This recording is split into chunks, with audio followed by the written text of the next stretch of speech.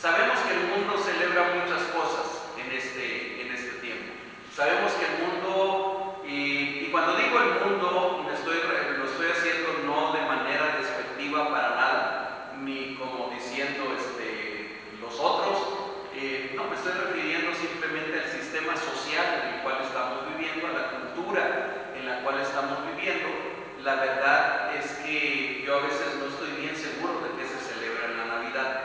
Cuando yo veo la televisión y veo las luces y veo los adornos y veo los comerciales y toda la propaganda y todo lo que hay alrededor de estas festividades, no estoy bien seguro de qué se celebra.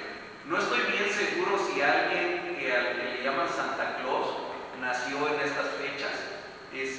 No estoy bien seguro si estas fechas se tratan de gastar mucho y de dar regalos y de gastar a veces lo que no se tiene de dinero. Y bueno, yo sí sé que se celebra, pero quiero decir, cuando uno ve todo lo que se celebra alrededor de nosotros, uno debería de preguntarse, a ver, ¿qué es lo que se está celebrando? ¿Qué es lo que verdaderamente la cultura, la sociedad en la que vivimos está celebrando? Porque lo que nosotros debemos de celebrar, lo único que debemos de celebrar en esta fecha, es algo que acabamos de leer en la Escritura y que vamos a meditar en este momento, que vamos a seguir meditando el día de hoy. A lo mejor está de más repetirlo porque lo he dicho ya muchas veces, lo he dicho en otras ocasiones. Sabemos bien que el 25 de diciembre o el 24 de diciembre en la noche no es cuando nació nuestro Señor Jesucristo. Y digo, lo sabemos porque no hay evidencia bíblica de que haya sido en ese tiempo. Es más, hay más evidencia histórica de que no fue en esa época, de que haya sido en esa época. Pero a Dios le plació, por algún motivo, que a lo mejor para nosotros no es totalmente claro, no dejarnos una evidencia de esto en la Escritura. No tenemos una evidencia de si fue en septiembre, en agosto, en mayo o en qué época del año. Muy probablemente no haya sido en el mes de diciembre. Pero finalmente, al menos a mí, lo que menos me inquieta, lo que menos me interesa, es si fue el 25 de diciembre o si fue el 25 de mayo, o si fue el 1 de septiembre. Es lo de menos. Hay un hecho que ese sí es bíblico y que es el en el que nos queremos centrar y es el que queremos celebrar. El Verbo se hizo carne y habitó entre nosotros y vimos su gloria como la del unigénito del Padre. Desde luego que yo estoy repitiendo Juan 1:14, un versículo que ustedes, 1:18, un versículo que ustedes conocen bastante bien. Juan, el Evangelio de Juan, que comienza diciendo: en el principio era el Verbo, y el Verbo era con Dios, y el Verbo era Dios. Más adelante dice: y aquel Verbo se hizo carne y habitó entre nosotros. Esa es una realidad espiritual, es una realidad bíblica y es una realidad histórica. Hay suficiente evidencia histórica, aún extra bíblica, de que alguien llamado Jesús de Nazaret nació precisamente en el tiempo en el que la Biblia dice que nació, vivió en la región de Galilea y de Judea y murió crucificado en Jerusalén. Independientemente de lo que dice la Biblia, que para nosotros es lo más importante, hay suficiente evidencia histórica, arqueológica, de que ese es un hecho histórico. Más histórico que la vida de Julio César, más histórico que la vida de Napoleón, más histórico que la vida de muchos otros personajes que nadie pone en duda su historicidad o el que hayan existido. Pero, ¿a dónde comienza esa historia? ¿Cuándo comienza esta historia? Que es una historia hermosa. Bueno, en el pasaje que leímos hace un momento. Así que quisiera ir nuevamente a la Escritura. A Juan, estamos en Lucas, capítulo 1, dice el verso 26. Al sexto mes, el ángel Gabriel fue enviado por Dios a una ciudad de Galilea llamada Nazaret. Y me voy a ir deteniendo en cada uno de los versículos. Al sexto mes ¿de qué?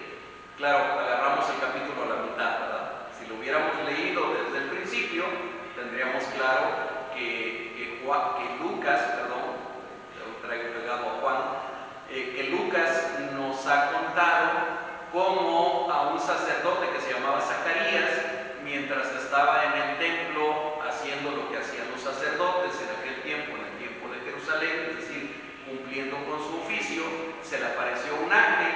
Aquel ángel le dijo: tu esposa, que se llamaba Elizabeth, va a quedar embarazada. Juan realmente dijo: pues yo no lo creo mucho, casi que se rió, y se rió porque su esposa ya estaba muy grande, ya no estaba en tiempo de quedar embarazada. No nos dice la escritura qué edad tenía, pero sí que había sido estéril toda su vida y que estaba en una edad en que ya no podía quedar embarazada. Y bueno, aquel ángel le anunció que su esposa iba a quedar embarazada, Elizabeth, y que el niño que iba a nacer le iban a poner por nombre Juan, que después lo conoceríamos como Juan el Bautista. Bueno, eso había pasado 6 meses antes. Por eso en este versículo Lucas nos dice: al sexto mes de que aquello había ocurrido, ocurre otro evento. Un evento que yo en el bosquejo que me hice aquí de este mensaje, estoy poniendo un mensajero especial. Hay un mensajero especial que viene a dar este mensaje. ¿Quién es ese mensajero? Es un ángel. Y además es un ángel del cual la Biblia nos da su nombre. No hay muchos ángeles de los cuales nos dé su nombre en la Biblia. De hecho, solamente hay 2. Este es uno de ellos. ¿Cómo se llamaba? Gabriel, ¿verdad? Dice que el ángel Gabriel. El otro del que nos da su nombre es Miguel. Y son los únicos 2. Y de ahí hay millones y millones de ángeles que no conocemos el nombre, pero no nos preocupa mucho tampoco conocerlo. Pero aquí la escritura sí nos dice que Gabriel, un mensajero especial de Dios. ¿Alguien sabe lo que quiere decir Gabriel? Yo estoy seguro que todos tienen algún Gabriel en su familia, o vecinos, o algún conocido, o alguien. Bueno, es un nombre bastante común, Gabriel. Bueno, Gabriel quiere decir hombre de Dios. Acuérdense, todos los nombres que llevan él se llaman nombres teofóricos, porque la partícula él se refiere a Elohim, es decir, a Dios. Entonces, en el Gabriel, Miguel, Joel, todos los que tengan la partícula él. Bueno, en el caso de Gabriel, quiere decir simplemente hombre de Dios, o una persona que venía de parte de Dios. Algunos autores han dicho, a lo mejor ni siquiera es un nombre, es una descripción. A lo mejor nos está diciendo simplemente era un mensajero que venía de la presencia de Dios. Pero miren qué importante es este personaje Gabriel, porque él se menciona en otras 2 partes de la escritura. Se menciona también en el libro de Daniel. No vamos a ir ahorita al libro de Daniel, pero otro nombre teofórico, por cierto, Daniel. ¿Ok? Se menciona en el libro de Daniel en 2 partes, y en las 2 partes ese tal ángel Gabriel se presenta con Daniel para explicarle el significado de unas profecías. En una ocasión, para explicarle una profecía que se conoce como la del carnero y el macho cabrío. Tampoco vamos a entrar ahorita en detalles con eso, porque ya lo hemos estudiado. Y en otra ocasión se presenta para explicarle lo que se conoce como la profecía de las 70 semanas. Es ese mismo ángel, Gabriel. Y la otra ocasión en que Gabriel aparece también es precisamente con Zacarías, cuando le anuncia el próximo nacimiento de Juan, lo que acabo de mencionar hace un momento. Entonces, este era un mensajero especial de parte de Dios. Los ángeles aparecen a través de la Biblia en muchísimas partes, tanto del Antiguo Testamento como del Nuevo Testamento, y siempre que la palabra de Dios menciona la aparición de algún ángel es porque hay algún evento especial, hay algo en especial. Y miren qué hermoso que, relacionado con nuestro Señor Jesucristo, Es un ángel el que aquí le avisa a María de que iba a quedar embarazada. Ahorita vamos a entrar más en ese tema. Es un ángel también el que, según Mateo, habla con José y le dice: José, no temas recibir a María tu mujer, porque lo que ha concebido ella es del Espíritu Santo. Es un ángel también, o son muchos, primero un ángel y luego muchos ángeles, los que le avisan a los pastores que están cerca de Belén, velando en las vigilias de la noche, y le dicen que ha nacido el Salvador. Es también un ángel el que cuando el Señor Jesucristo tiene esos 40 días de ayuno en el desierto, dice que después de la tentación hay ángeles que le servían. También encontramos que había unos ángeles cuando Él resucita, cuando las mujeres van a visitar la tumba y encuentran que la tumba está vacía, había ángeles ahí. Y finalmente, cuando Él asciende a los cielos, nuevamente aparecen ahí unos hombres que le dicen a los discípulos que ven hacia arriba. Este mismo Jesús que estás viendo irse, así lo van a ver regresar. Y tal parece que las apariciones de los ángeles se tienen ahí. ¿Y saben cuándo vamos a volver a ver apariciones de ángeles? ¿Saben cuándo? Cuando el Señor Jesucristo venga nuevamente. Dice que vendrá con los ángeles de Dios. Muy bien, solamente para resaltar que aquí hay un mensajero especial quien llega hasta un pueblito perdido. Nazaret actualmente es una ciudad que dice en internet que tiene 87,000 habitantes. Es una ciudad, fíjense, principalmente habitada por musulmanes. Realmente los cristianos son pocos los que hay ahí, principalmente musulmanes. Desde luego está dentro del territorio de lo que hoy es el Estado de Israel, pero eso es hoy, en el año 2022. En el año en el que estamos hablando, en el año 1 de nuestra era, Nazaret era un pueblito, era un caserío, era un lugar realmente pequeño, sin importancia, no tenía absolutamente ninguna importancia, en una región, en una provincia de los romanos que se llamaba Galilea. Bueno, hasta ese lugar llega ese mensajero especial, y no llega con una mujer que era de la nobleza o que era de la realeza o que tenía algún vínculo con el sacerdocio. No, llega con una adolescente. Se calcula que probablemente María tendría unos 15 años de edad en ese tiempo. Hay también datos extrabíblicos que nos hablan que más o menos era la edad en la que las mujeres hebreas quedaban comprometidas, por ahí alrededor de los 15, 16 años de edad. Chicas que están aquí, eso fue hace 2000 años, no es para el día de hoy. Pero bueno, entonces sabemos que era más o menos a esa edad. Y entonces es una jovencita campesina que vive en un pueblo por ahí escondido en Galilea, que nadie la conoce, no es de ninguna familia importante. Sabemos por algo que dice más adelante en este mismo capítulo que era parienta de Elisabet, y Elisabet era esposa de Zacarías. ¿Y Zacarías a qué se dedicaba? Era sacerdote. ¿Y si era sacerdote, de qué tribu era? De la tribu de Leví. Entonces, tal vez María haya sido de la tribu de Leví, tal vez, no sabemos. Sabemos que era parienta de Elisabet, que estaba casada con un sacerdote. No sabemos nada más de ella. Y miren, María tenía tres grandes desventajas, tanto dentro del pueblo hebreo como dentro del pueblo romano y de la cultura griega en la que ella estaba viviendo en ese tiempo. Era mujer, era joven y era pobre.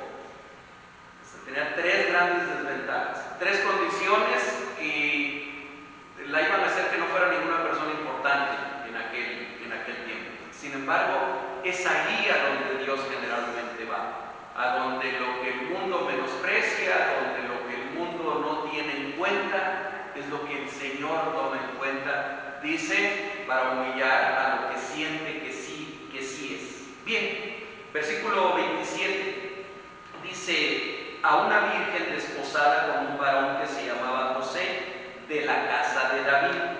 y el nombre de la Virgen era María. Y entonces aquí la palabra virgen ha traído una serie de complicaciones a lo largo de la historia y ha traído una serie de malas interpretaciones a lo largo de la historia también.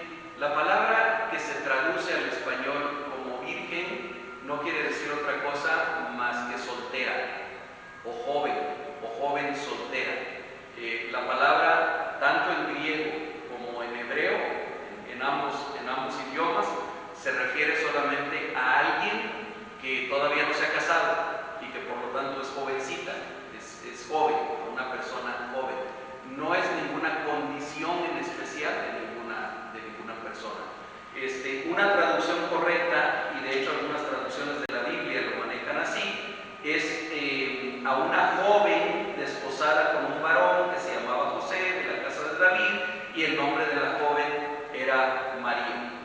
Tanto José como María eran nombres bien comunes en aquel tiempo. Yo no sé si tan comunes como ahora son tremendamente comunes, pero aún entre los hebreos. ¿Ustedes se acuerdan de alguna otra María en la Biblia? María Magdalena. María Magdalena, ok. ¿Alguna otra?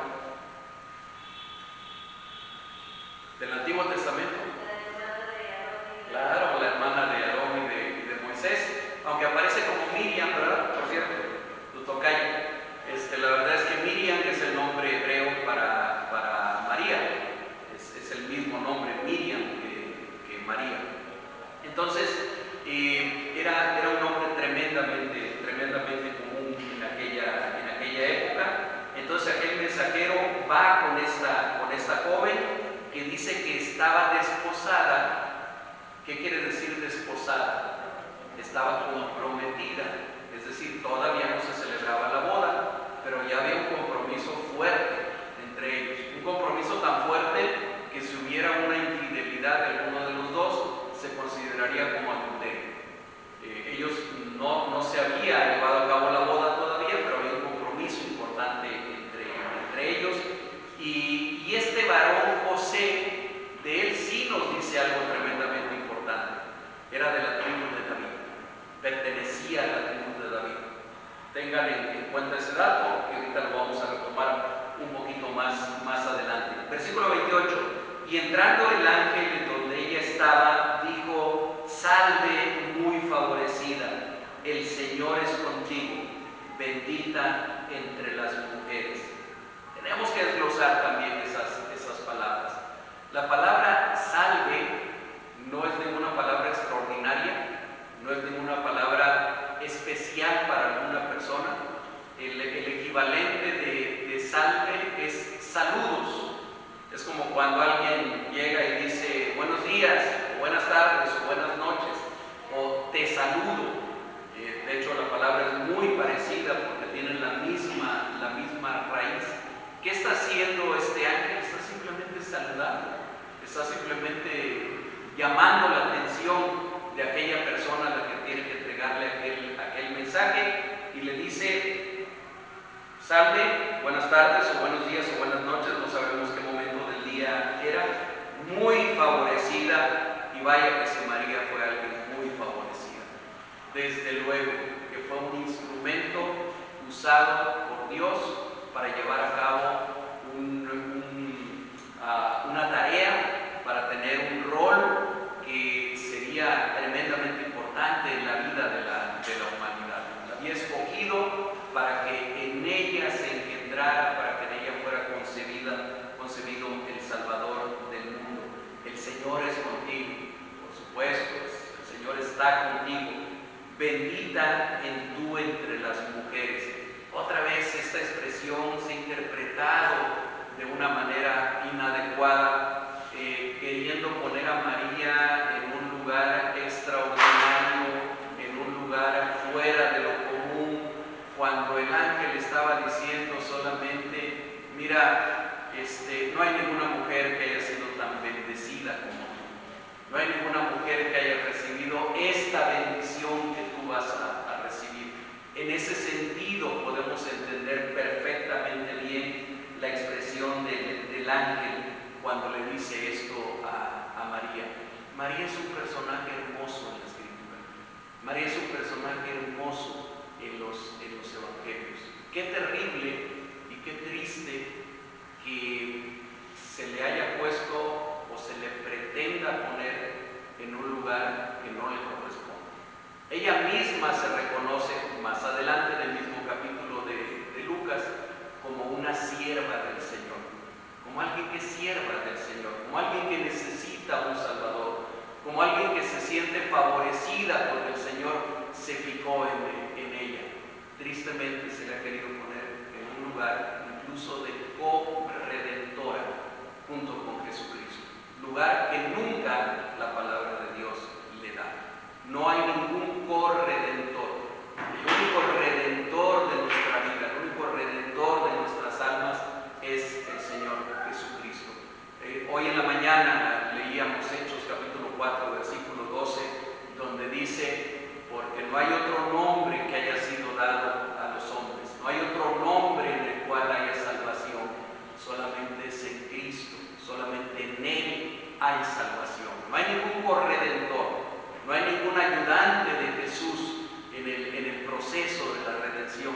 Y es algo que si nosotros vamos con honestidad a la Biblia, si nosotros vamos con honestidad al texto, lo vamos a entender claramente, lo vamos a encontrar ahí descrito. Ese es el primer punto que yo quería resaltar en ese mensaje. El segundo, y que para mí es el punto central del pasaje que acabamos de leer, es el mensaje único que es dado en aquel momento. Así como hubo un mensajero especial, que fue Gabriel, ahora hay un mensaje único que es dado aquí. Único en todos los sentidos. Único porque es un mensaje que nunca había sido dado y que es un mensaje que representa algo que es irrepetible. Permítanme, por favor, ya lo leímos hace un momento con la hermana Dulce, permítanme volverlo a leer en un orden diferente al que está aquí en Lucas capítulo 1, pero tal vez el orden en el que a nosotros nos puede sonar más claro. Este es el mensaje que Gabriel trae a María. Este es el mensaje que viene de parte de Dios, no solamente aquella jovencita campesina en Nazaret, sino es el mensaje que viene de parte de Dios para todo el mundo. Y le dice: el Espíritu Santo vendrá sobre ti y el poder del Altísimo te cubrirá con su sombra, y concebirás en tu vientre y darás a luz un hijo y llamarás su nombre Jesús. Este será grande y será llamado Hijo del Altísimo, y el Señor Dios le dará el trono de David su padre, y reinará sobre la casa de Jacob para siempre, y su reino no tendrá fin, y ese santo ser que nacerá será llamado Hijo de Dios. Hermanos, yo conté las palabras de este texto. Ahora la computadora es muy fácil contar las palabras. Uno las marca ahí en Word y ya te dice ahí cuántas palabras son. Son 80 palabras en la versión Reina Valera. Lo copié tal cual, aunque no está en el orden en el que viene en Reina Valera, pero son exactamente las mismas palabras. Son 80 palabras. Y estas 80 palabras podrían escribirse también o podrían resumirse en pocas palabras. Pudieran resumirse en la palabra misericordia, en la palabra gracia, en la palabra esperanza. Este mensaje que acaba de ser dado es un mensaje que encierra toda la misericordia de Dios, que encierra toda la gracia de Dios y que encierra toda la esperanza también para los seres humanos. Todas las meditaciones, todas las reflexiones que se han escrito sobre la Navidad a lo largo de estos últimos 2000 años pueden ser resumidas en esas 80 palabras que acabamos de leer hace un momento.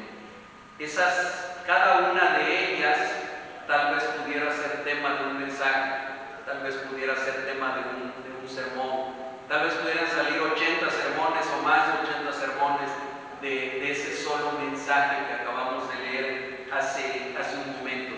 Pero yo quisiera solamente resumir 3 enseñanzas que encontramos ahí. 3 enseñanzas que ojalá se quedaran grabadas en nuestro corazón, no solamente el día de hoy, sino para todos nuestros días. 3 verdades que aquel ángel le está revelando a aquella jovencita y nos está revelando a nosotros también. La primera de ellas: Jesús de Nazaret es el único ser humano que no fue concebido de la manera natural en que Dios estableció para todos los seres humanos, sino de una manera exclusiva y sobrenatural y única. Es el único ser humano que ha sido concebido por el poder del Altísimo, de acuerdo a lo que acabamos de leer hace un momento. Cuando el ángel le dice a aquella jovencita: el Espíritu Santo vendrá sobre ti y el poder del Altísimo te cubrirá. En hebreo es la palabra el Elohim, que quiere decir el que habita en lo más alto de lo alto, el que habita en las alturas. Se está refiriendo a Dios, se está refiriendo a Jehová.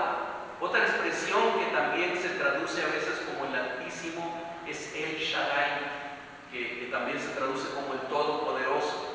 El Elohim o el Shaddai son nombres que únicamente se usan en la Biblia, en el Antiguo Testamento, para referirse a Jehová, para referirse al Dios de dioses, al único y verdadero Dios. O sea, que Gabriel está diciendo a María: el mismo Dios, el creador del universo, el creador de todas las cosas, con su poder vendrá sobre ti, va a venir sobre ti, y entonces tú vas a concebir. No hay ningún otro ser humano en la historia de toda la humanidad, ni siquiera Adán y Eva, porque Adán fue creado del polvo y Eva fue tomada de un costado de Adán, ni siquiera ellos.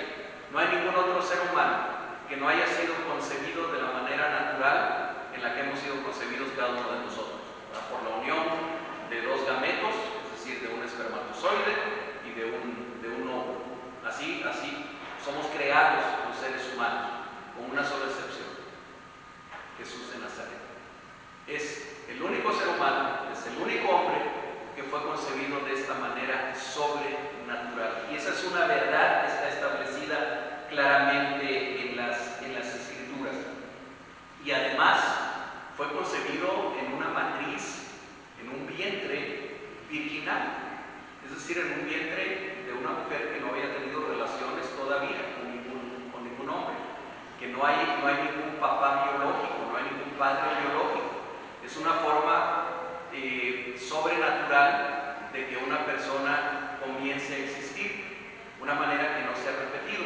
Y fíjese que desafortunadamente muchos teólogos liberales en la actualidad tratan de negar casi cualquier evento que suene a sobrenatural en la Escritura y le buscan alguna explicación, algún recoveco para explicar que no fue exactamente así. La palabra de Dios es clara en este texto que leímos hace un momento. Jesucristo fue concebido de una manera totalmente sobrenatural y además apegado a lo anunciado en las Escrituras. 750 años antes, el profeta Isaías había escrito en Isaías capítulo 7, versículo 14, lo pueden buscar en sus Biblias. 750 años antes, a Isaías le fue revelado por el mismo Espíritu Santo, y él escribió: por tanto, el Señor mismo os dará señal. He aquí que la Virgen concebirá y dará a luz un hijo, y llamará su nombre Emmanuel. Y este nombre Emmanuel que menciona Isaías, en realidad no es un nombre solamente de persona, aunque hay quienes se llaman así, como el hermanito de Fer, que se llama Emmanuel, sino más bien es un título, es una descripción. Ustedes recuerdan seguramente lo que significa el nombre Emmanuel. Significa Dios con nosotros, Dios en medio de nosotros. ¿Qué estaba diciendo Isaías y que después Gabriel está confirmando ahora en Lucas capítulo 1? Que este niño que va a nacer, que este niño que había sido anunciado, que ese niño que ahora es nacido de esta manera sobrenatural es hijo del Dios Altísimo. Es el mismo Dios, es el mismo creador del universo, es el mismo creador de todo lo que existe. Quisieran ir conmigo, por favor, rápidamente a la carta del apóstol San Pablo a los Colosenses. Yo por eso les pedí que tuvieran abierta su Biblia.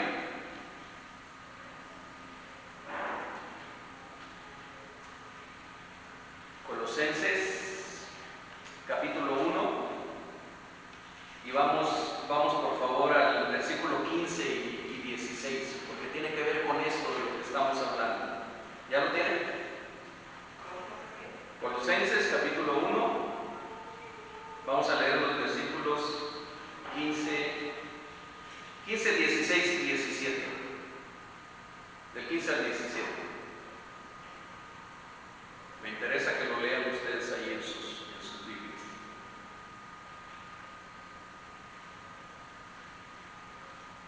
Ok, si no lo han encontrado, lo pueden escuchar.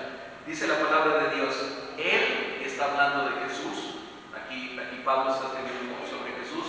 Él es la imagen del Dios invisible, el primogénito de toda creación, porque en Él fueron creadas todas las cosas, las que hay en los cielos y las que hay en la tierra, visibles e invisibles, sean tronos, sean dominios, sean principados, sean potestades.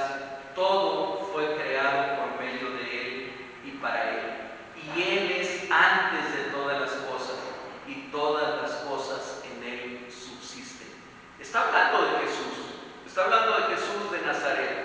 Y si está hablando de que Él es antes de todas las cosas, y hermanos, el único que existe antes de todas las cosas es Dios. Por lo tanto, aquí entendemos que Jesús es Dios. Y no solamente dice eso, dice, y Él es antes de todas las cosas, y todas las cosas en Él subsisten. Es decir, todo es sostenido por Él. Bueno, volvemos al anuncio entonces que el ángel le estaba haciendo a aquella jovencita. Ese es el primer punto que yo quiero resaltar. Este Jesús de Nazaret, cuyo nacimiento estaba siendo anunciado aquel día, no es nada más y nada menos que Dios encarnado, que el Verbo, la palabra creadora, encarnada en una persona. La segunda verdad y el segundo punto que considero que es importante de resaltar de este mensaje dado por el ángel Gabriel: Jesús de Nazaret es el legítimo heredero del reino de David. Por tanto, el rey de Israel, y no me estoy refiriendo al moderno Estado de Israel que actualmente existe allá en la región de Palestina, ni siquiera me estoy refiriendo al pueblo hebreo, sino heredero y rey del reino eterno que le fue anunciado por el profeta Natán al rey David en su momento. En el primer libro de Crónicas, capítulo 12, versículos 11 al 14, lo voy a leer aquí para ya no ser los que se estén moviendo tanto en la Biblia, y leo nada más algunas partes. A través del profeta Natán, Dios le dice a David las siguientes palabras. Le dice: levantaré descendencia después de ti, a uno de entre tus hijos. Y cuando dice hijos, se está refiriendo a descendientes, no está hablando de los hijos inmediatos de David como Salomón y los demás que tuvo. Dice: levantaré descendencia después de ti, a uno de entre tus hijos, y afirmaré su reino. Él me edificará casa, y yo confirmaré su trono eternamente. Y más adelante dice: lo confirmaré en mi casa y en mi reino eternamente, y su trono será firme para siempre. Cuando está hablando aquí de casa, no se está refiriendo al templo.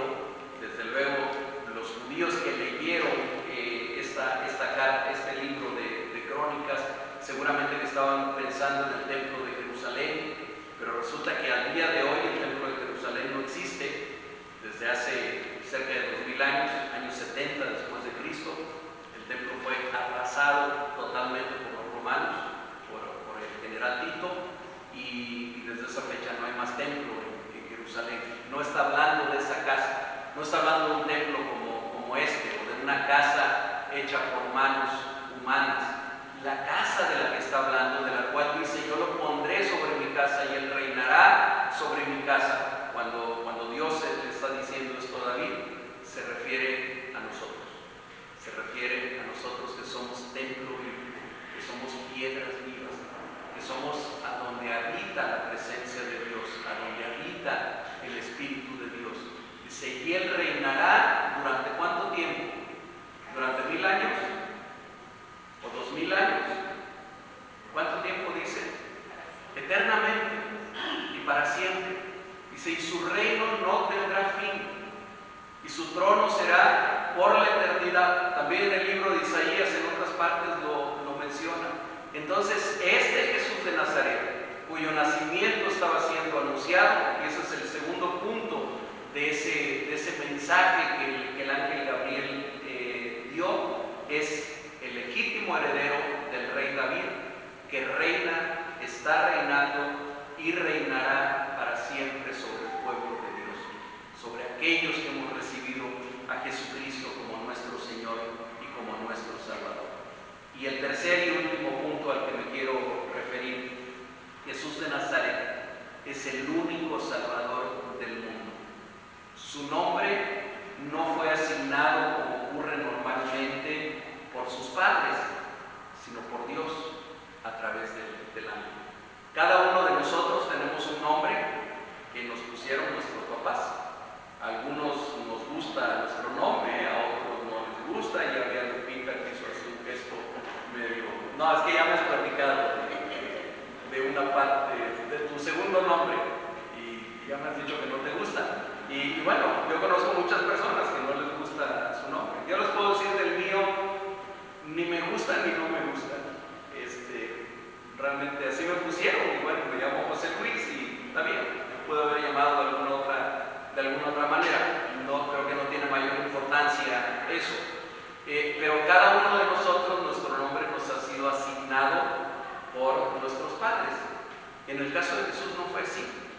En el caso de Jesús es el ángel Gabriel, que viene de parte de Dios, que viene de la presencia de Dios, y no le da opción a María, sino que le dice: llamará su nombre Jesús. ¿Alguien recuerda el significado de Jesús? Yo espero que sí. ¿Alguien se acuerda de dónde viene? Miriam sí se acuerda, ya la vi. Pero el nombre hebreo. Mesías. El Mesías. Yoshua o Yehoshua. Ok, el significado es Yahweh salva, o Jehová salva, o Yahvé salva, dependiendo del nombre que usemos para el Eterno. Si usamos Jehová, o usamos Yahvé, o usamos Yahweh. Finalmente no sabemos cuál es la pronunciación correcta, pero otra vez es lo de menos. Lo que significa Yoshua es el Eterno, Jehová, el Señor salva. Y por lo tanto ahí hay un mensaje en el nombre de Jesús. Dios ha venido para salvarnos y ha venido a través de una persona, de la persona de Jesucristo. Vean todo lo que encierra este mensaje que el ángel está dando en ese momento a aquella jovencita. Y como lo mencionaba yo hace un momento, en Hechos capítulo 12, el apóstol Pedro, inspirado por el Espíritu Santo, lo declararía unas cuantas décadas después, unos 30 y tantos años después, ante el concilio de Jerusalén que lo estaba interrogando, y les dice claramente: y en ningún otro hay salvación, porque no hay otro nombre bajo el cielo dado a los hombres en que podamos ser salvos. Podríamos hablar muchísimo más sobre este mensaje, pero este mensaje dado por el ángel es la parte central del texto que acabamos de leer. El personaje más importante en este texto no es Gabriel, ni es María, ni es nadie más. El personaje central en este texto es Jesús, aquel cuyo nacimiento está siendo anunciado hermanos, este es el mensaje de la Navidad, el único y verdadero mensaje de la Navidad. Este es el motivo por el que la Navidad es, como dice por ahí un canto popular, un villancico que a veces nosotros aquí cantamos, es un día de alegría y felicidad, y verdaderamente lo es, pero lo es por este motivo, lo es por este anuncio que se viene a dar. Se viene a dar el anuncio de que ahora hay esperanza para el ser humano. Se viene a dar el anuncio de que esa perdición en la que estaba toda la humanidad ha terminado, que ahora hay la posibilidad de tener una redención, que hay una posibilidad de tener una salvación, porque un niño nos es nacido, porque hijo nos es dado, dice en Isaías capítulo 9, a partir del versículo 6, y dice en ese pasaje de Isaías, dice: y será llamado Padre eterno, Dios fuerte, príncipe de paz, y da algunas de las características de aquel niño cuyo nacimiento es anunciado. Cuando lo vemos así, por supuesto que la Navidad tiene sentido, por supuesto que es un día de alegría y de felicidad.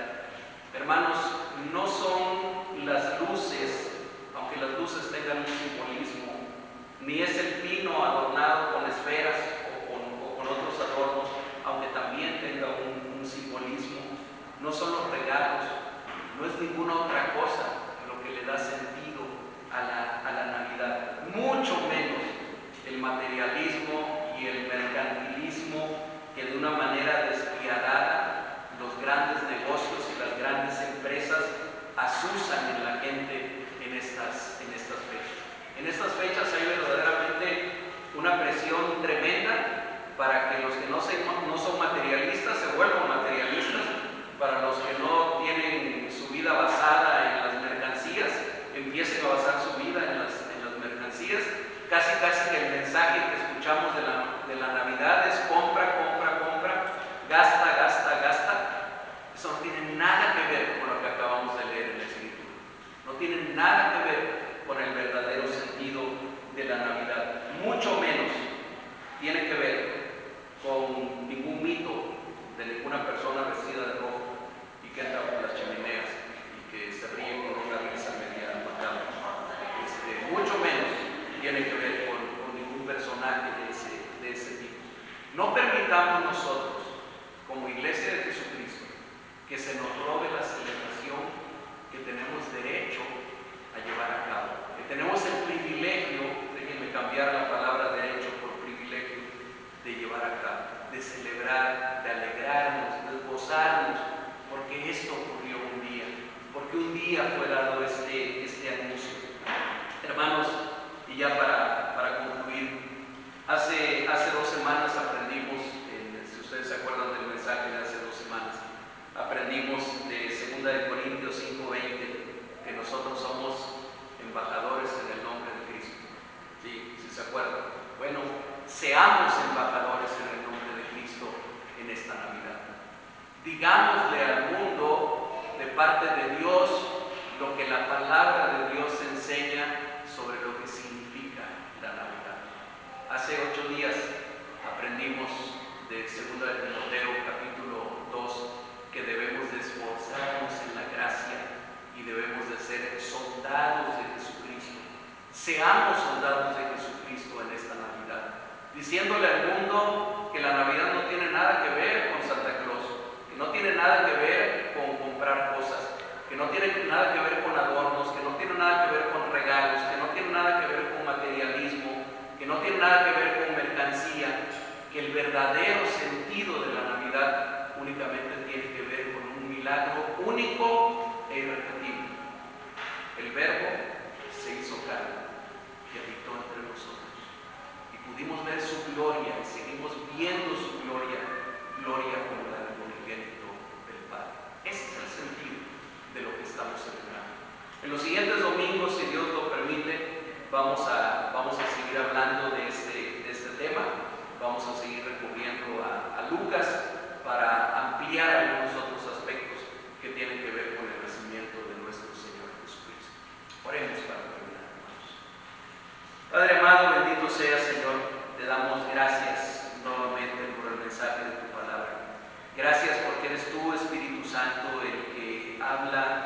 solamente a nuestra mente, sino habla también a nuestros corazones.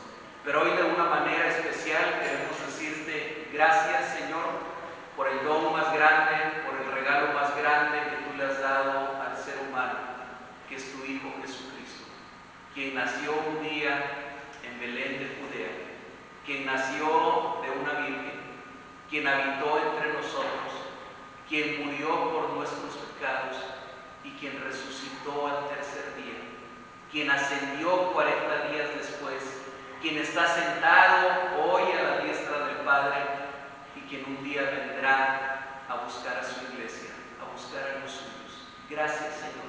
Gracias por ese don. Gracias porque a través de ese regalo tuyo, a través de ese don tuyo, nosotros ahora tenemos vida eterna. Nosotros ahora tenemos vida nueva. Gracias, Señor. Permite que en esta temporada especial del año que estamos comenzando a vivir, Señor, esto lo tengamos presente en nuestros corazones, pero no solamente lo tengamos presente nosotros, sino que lo podamos compartir con otras personas también. Gracias, Padre. En el nombre de Jesucristo oramos a ti.